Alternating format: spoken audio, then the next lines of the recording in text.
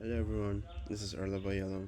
So, this is one of the auto answers series, and I want to answer one of the questions that I've gotten. The question is: Are the elves in gifted rings immortal? Do they age? Can they die? Are they born differently from humans? Why they are feared? Alright, so based on gifted ring, what has been written so far, the only elves that have been revealed, like giving close up information, Motile and the redhead elf. So the part that is published yet doesn't have the name of the redhead elf, and there are also other elves in between, but they are not like given close up.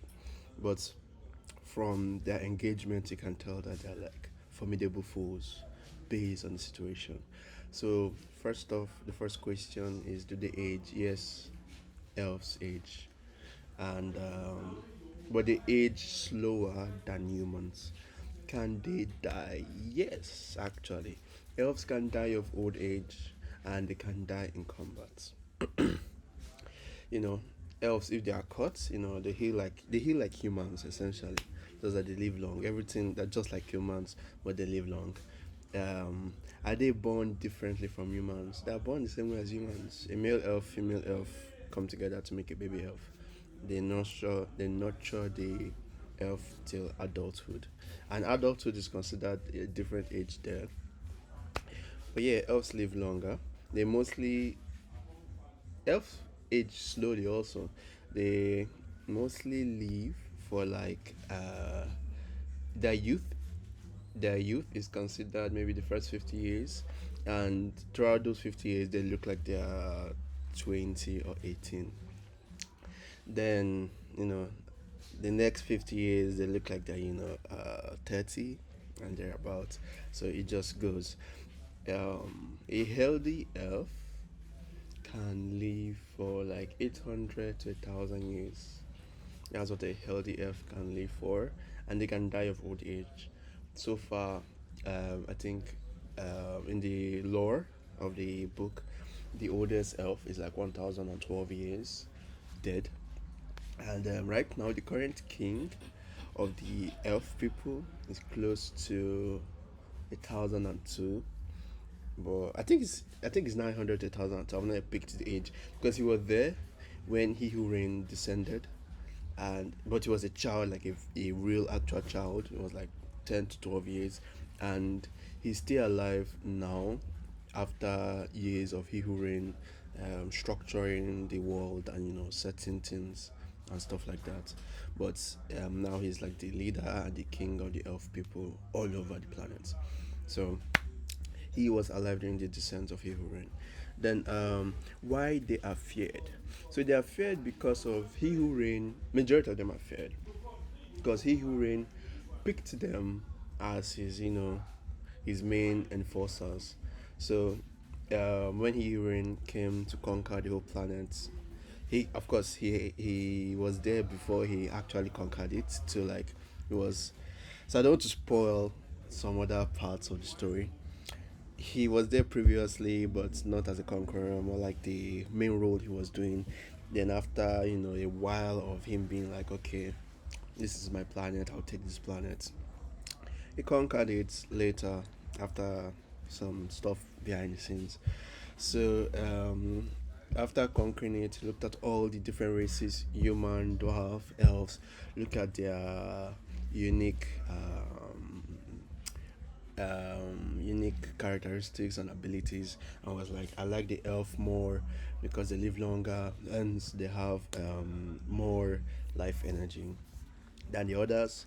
And of course, the elves are not the only people who have more life energy. The forest trolls, which are not actually, forest trolls are not actually trolls. They call them forest trolls by association with mountain trolls. That's a different video.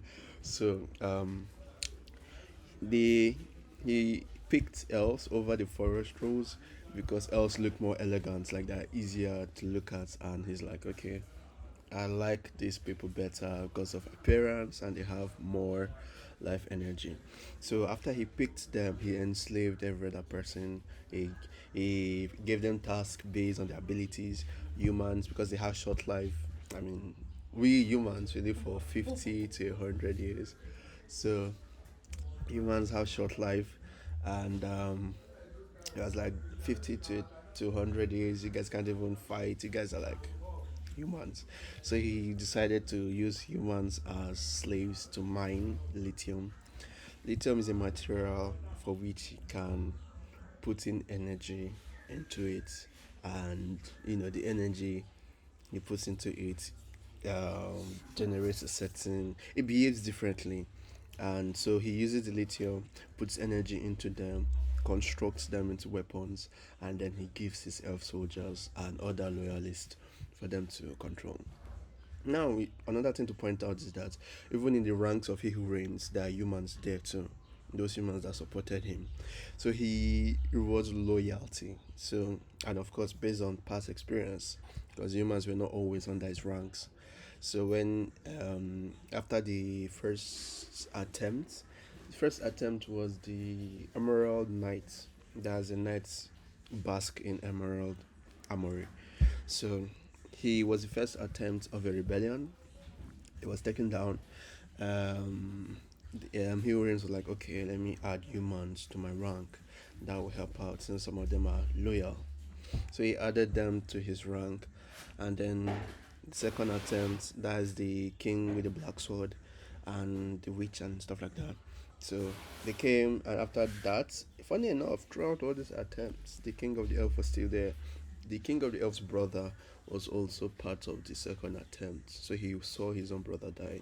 When Huron saw that, he decided to now give the king a fixed region for him to work with. So the king never really leaves the elf kingdom for the elves. So they are feared. What was I?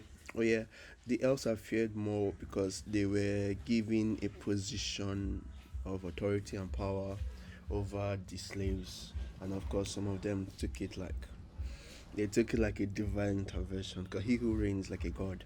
So they took it like divine intervention, and they went crazy with it. Same way with some Nazi soldiers, when they were given control and stuff like that. They go crazy with things. So there was some of them, not all of them though, because there's still some good elves. When Obnil was growing up, there were some good elves who treated him nice. Actually, majority of the elves in the city of Obnil City were nice until that one stranger elf was transferred to the area, and he was doing the most, and because of his actions it led to the death of Obnu's brother. So yeah. Hey, I'm back again. Sorry, I forgot to add um, something to the last video. So I wanted to say that elves are also, they have a different fighting style than human, because of they have mainly been close to He Who Reign, and due to his wealth of knowledge, he taught them how to fight from a very young age, and they honed that fighting style. So they throughout their training, they trained on speed, they trained on a certain level of strength, and a certain level of strategy. But because of they haven't, or they rarely engage in life-threatening situation, they rarely use those skills, but those skills are still there. That's why in the book you were able to see that some elves were dispatched quickly when there's actually an equal footing. And also Spencer has a story to him. That's why Spencer was able to do what he did in the book. So yeah, I wanted to add that. This is like after editing, so I wanted to add that. So yeah, back to the video.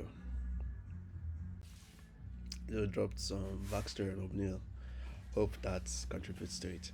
All right, so that's enough for this auto answers. If you have any question related to the book Gifted Rings, or you would love to read it, you can check it out in the link in the description or in my bio. It's on Rim Stories. The chapter 1 to chapter 3 is public for anybody to read or access. All right, until next time we meet, do stay safe and God bless. Cheers. Bye. That's my right hand, by the way.